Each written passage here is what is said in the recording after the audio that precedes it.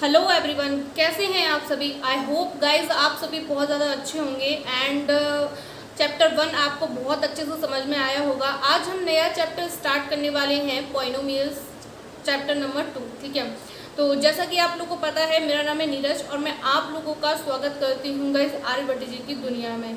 तो आज हम हमारी इस दुनिया में नई एक्सरसाइज को सॉल्व करने वाले हैं या नई एक्सरसाइज के बारे में डिस्कस करने वाले हैं। ठीक है, तो सबसे पहले तो हम ये जान लेते हैं कि पॉलिनोमियल्स यानी कि क्वाड्रेटिक पॉलिनोमियल्स क्या होती है। ठीक है, तो क्वाड्रेटिक पॉलिनोमियल को गाइस हम लोग लिख सकते हैं f x is equal to, क्योंकि यहाँ पे क्वाड्रेटिक की बात की गई है तो हमारा हो जाएगा a x square plus b x plus c. ठीक है, तो ये तो हमारी क्वाड्रेटिक पॉलिनोमियल हो गई। अब इसके बाद यहाँ पे ए बी सी क्या है, where A, B, C are constant coefficient of x square, x and constant term.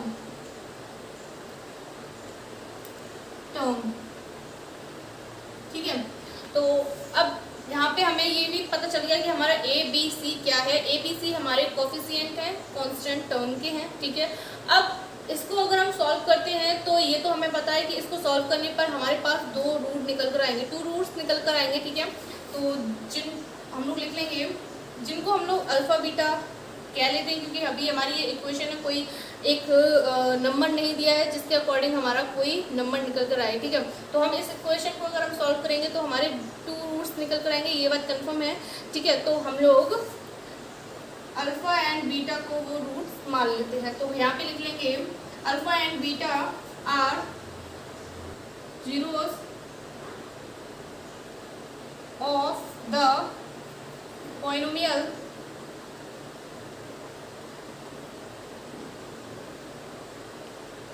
F x. ठीक है, अब आप बात करो कि रूट्स बोल रहे थे, अल्फा एंड बीटा हमारे रूट्स थे और हमने लिखा यहाँ पे जीरोस है। तो गाइस रूट्स एंड जीरोस दोनों एक ही बात होती है, कंफ्यूज करने वाली कोई बात नहीं है। ये दोनों अलग अलग नहीं होते, एक ही होती है। हमारे जो इक्वेशन सॉल्व होगी उससे हमें 2 रूट्स या जीरोस मिलेंगे। ठीक है, तो कंफ्यूज होने की ज़रूरत नहीं है, एक ही चीज़ होती है। ओके, तो अब मैंने बस इतना ही लिखा है। सबसे पहले हमने क्वाड्रेटिक पॉलिनोमियल की फॉर्म लिखी एंड देन उसमें हमारा ए बी सी क्या है वो लिखा, कांस्टेंट है, कोफिशिएंट कांस्टेंट कोफिशिएंट है। ठीक है, एंड अब जब हम इसको सॉल्व करेंगे तो हमारे पास 2 रूट निकल कर आएंगे जो कि हमारे अल्फा बीटा हैं, और उसको मैंने थोड़ा लैंग्वेज में लिख दिया है। ठीक है, अब इसके बाद नेक्स्ट स्टेप में हम लोग क्या करेंगे, तो हमारे नेक्स्ट स्टेप में अब हम लोग आगे का जो करेंगे, तो सबसे पहले हम लोगों ने ये किया अल्फा एंड बीटा, तो ये तो हमने अपने इससे फैक्टर करके निकाला था। ठीक है, अब नेक्स्ट स्टेप में हम रिलेशन निकालेंगे, तो रिलेशन जो होगा वो हमारा होगा कांस्टेंट कोफिशिएंट के साथ। ठीक है, तो यहाँ पे आप लोग लिख पाएंगे सम ऑफ जीरोस, तो सम ऑफ जीरोस क्या होगा हमारा, minus coefficient of x upon coefficient of x square, यानी कि हम लोग लिख पाएंगे यहाँ पे कोफिशिएंट ऑफ एक्स, एक्स का क्या है बी, ओके, माइनस है तो माइनस लगा दिया। अब कोफिशिएंट ऑफ एक्स स्क्वायर का क्या होगा यहाँ पे हम लोग देख पा रहे हैं ए। ठीक है, अब नेक्स्ट हमारा प्रोडक्ट आएगा, प्रोडक्ट ऑफ जीरोस, तो क्या होगा उसका, कोफिशिएंट ऑफ कांस्टेंट टर्म। ठीक है, और अपॉन में क्या आ जाएगा, कोफिशिएंट ऑफ एक्स स्क्वायर। तो यहाँ पे हमारा क्या बनेगा, कांस्टेंट टर्म यानी कि सी है हमारा, और उसका एक्स स्क्वायर का कोफिशिएंट क्या है हमारे पास ए। ठीक है, तो ये हो गई हमारी यहाँ तक की बात। अब आप इसे नोट करना चाहें तो नोट कर सकते हैं समझकर। ठीक है,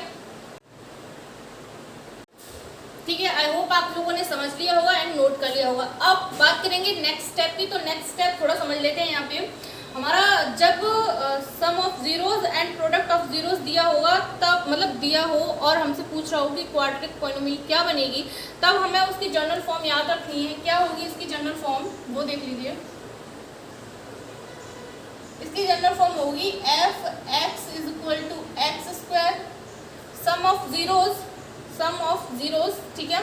तो यहाँ पे हम लोग डायरेक्ट स्पेस कम है इसलिए लैंग्वेज का यूज ना करते हुए डायरेक्ट इसका यूज करेंगे। तो सम ऑफ जीरोज लिखना है यानी कि अल्फा प्लस बीटा और ब्रैकेट के बाहर एक्स और प्लस प्रोडक्ट ऑफ जीरोज, ठीक है। तो ये हो गई हमारी जनरल फॉर्म। इस फॉर्म का यूज करके हम लोग अपना क्वाड्रेटिक पॉलिनोमियल बना लेंगे। कब बनाएंगे? जब हमको सम ऑफ जीरोस दिया हो एंड प्रोडक्ट ऑफ जीरोस दिया हो तब, ठीक है। तो ये बात हो गई हमारी पॉलिनोमियल की इस एक्सरसाइज के लिए। इस एक्सरसाइज में हम लोग को यही करना है एंड आई होप आप लोगों को इतना थोड़ा सा मटेरियल था समझ में आया होगा। एंड अब हम लोग अपनी एक्सरसाइज की तरफ चलेंगे, ठीक है। तो आप लोग इस जर्नल फॉर्म को ज़रूर याद रखिएगा क्योंकि इसकी भी हमें ज़रूरत पड़ेगी, ठीक है। तो आप लोग इस जर्नल फॉर्म को भी इसके नीचे नोट डाउन कर लीजिए। तो ये है हमारा क्वेश्चन नंबर 1। एक्सरसाइज हमारी 2.1 है एंड क्वेश्चन नंबर 1 है। यहाँ पे लिखा हुआ है find the zeros of the each following quadratic polynomial and verify the relationship between the zeros and there coefficients, ठीक है। तो सबसे पहले हम लोग इसके फर्स्ट पार्ट को सॉल्व करेंगे। तो फर्स्ट पार्ट हमारे पास यहाँ लिखा हुआ है f x is equal to x square minus 2x minus 8, ठीक है। तो यहाँ से सॉल्व करना स्टार्ट करेंगे। तो सबसे पहले तो हम इसके जीरोज निकाल लेते हैं या रूट्स निकाल लेते हैं, ठीक है। तो सॉल्व फर्स्ट,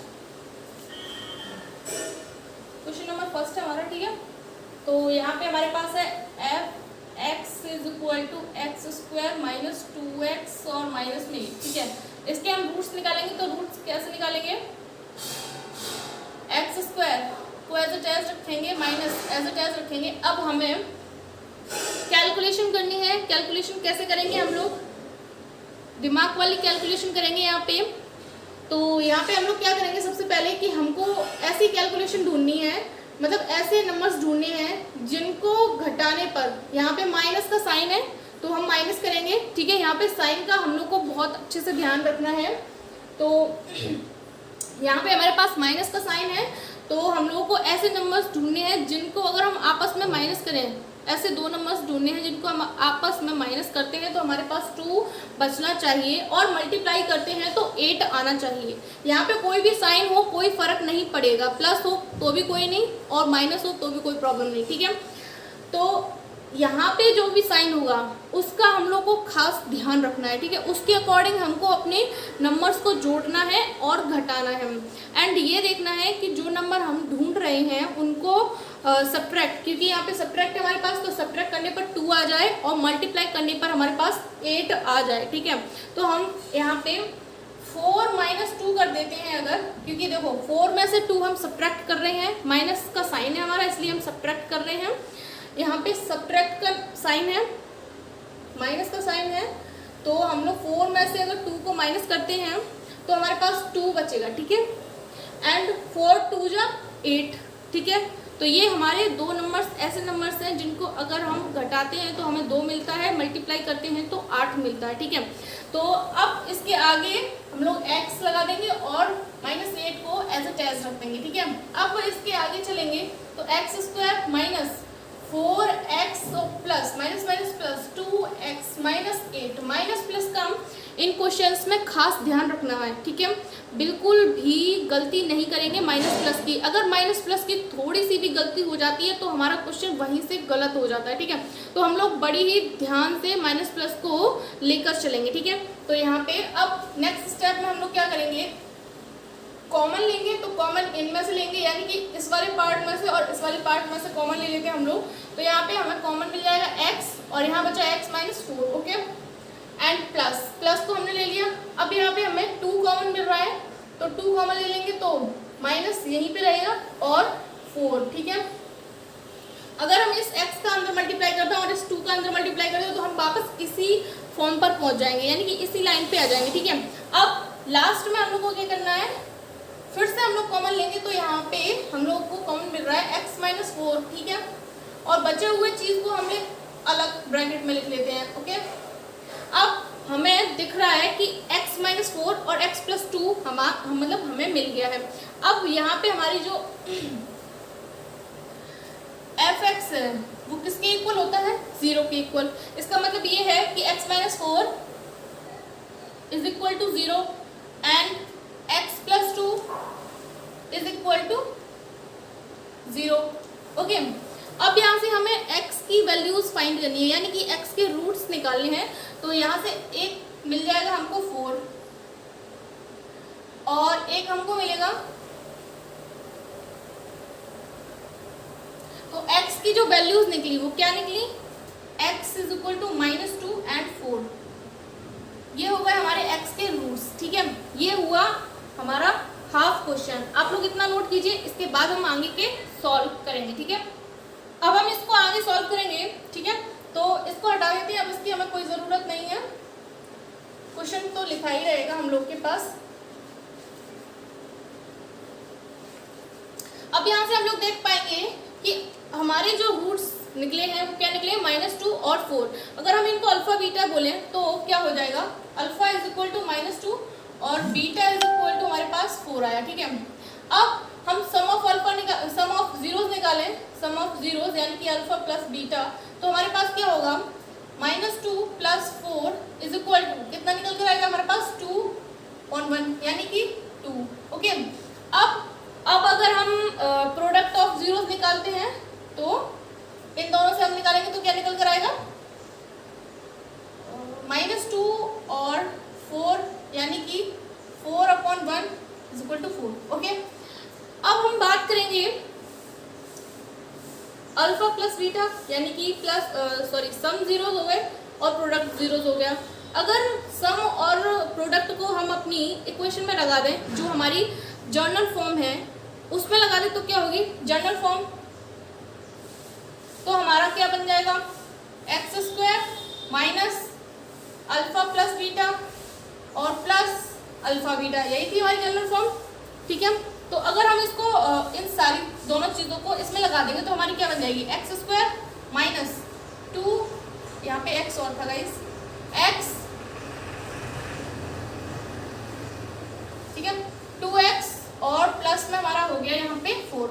तो यहाँ से हम लोग देख पा रहे हैं कि हमने जो हमारे रूट्स निकल कर आए हैं वो बिल्कुल सही रूट्स निकल कर आए हैं, क्योंकि जब हमने उन रूट्स को प्लस किया एंड प्रोडक्ट किया और जब प्रोडक्ट और प्लस करने के बाद हमने अपनी जनरल फॉर्म में लगाया तो हमको वापस से वही फॉर्म मिली जो हमारा क्वेश्चन शो कर रहा है। क्या कर रहा है show, fx is equal to x² minus 2x plus 8 है, सॉरी 4 2 सा 8 हो जाएगा, यहाँ पे मैंने तो गलत कर दिया, -8 हो जाएगा, तो ये -8 हुआ, सॉरी लिटिल मिस्टेक, -8। ओके, तो ये हम लोग वापस चले जाएंगे अपनी उसी फॉर्म पर। आप लोग देख पा रहे हैं थोड़ा मिस्टेक हो गया था, तो यहाँ पे हमारा वापस हमें वही फॉर्म मिल गई, x² माइनस 2x माइनस 8। इससे ये हमें कंफर्म हो जाता है कि जो हमारे रूट्स निकल कर आए हैं वो एकदम सही रूट्स हैं। ठीक है, तो अब हम अपना नेक्स्ट स्टेप लिखेंगे। तो नेक्स्ट स्टेप में यहाँ पे मतलब ये जो हमारी इक्वेशन बनी है इसका हम कंपैरिजन करेंगे, किससे करेंगे, fx is equal to ax² plus bx plus c।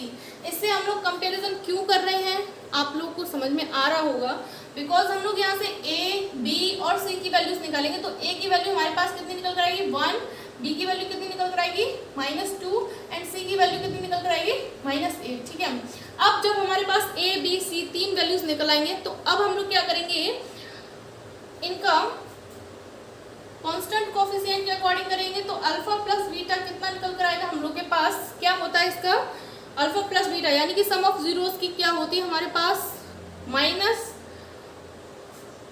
Coefficient of x², coefficient of, sorry थोड़ा मिस्टेक हो गया, coefficient of x, coefficient of x यानी कि b की वैल्यू कितनी है हमारे पास, -2 अपॉन में coefficient of x², coefficient of x² यानी कि a की वैल्यू कितनी है, 1। ठीक है, तो इसका हमारे पास हो जाएगा 2, क्योंकि माइनस माइनस प्लस हो गया और पॉजिटिव आ गया आंसर। ठीक है, अब प्रोडक्ट निकालेंगे इसका, तो प्रोडक्ट कितना निकलेगा कांस्टेंट कोफिशिएंट का, तो हमारे पास आ जाएगा कांस्टेंट टर्म का जो कोफिशिएंट है वो कितना है, -8, तो -8 यहाँ हुआ, अपॉन में कोफिशिएंट ऑफ x² यानी कि 1 यानी कि -8। तो यहाँ से हम लोग देख पा रहे हैं ये हमने अपने कांस्टेंट टर्म के थ्रू अपना sum of zeros and product of zeros निकाला है, वो कितना 2 और -8, ठीक है। और जो हमारे अल्फा बीटा निकले थे उनसे हमने निकाला है, तो उनका कितना निकला है 2 और -8, यानी कि ये दोनों मैच हो रहे हैं, सेम है, तो हम लोग लिख लेंगे हैंस प्रूफ, ठीक है। तो ये हुआ आपका क्वेश्चन नंबर 2 का फर्स्ट वाला पार्ट कंप्लीट, ठीक है। अब हम सॉल्व करेंगे अपने नेक्स्ट पार्ट को, इसके सेकंड पार्ट को, ठीक है। तो इसके सेकंड पार्ट में क्या है नोट कर लेते हैं। GS is equal to 4s² - 4s+1, ठीक है। तो इसको सॉल्व करते हैं, सबसे पहले हम लोग इसके रूट्स निकालते हैं, तो फैक्टर कर लेते हैं।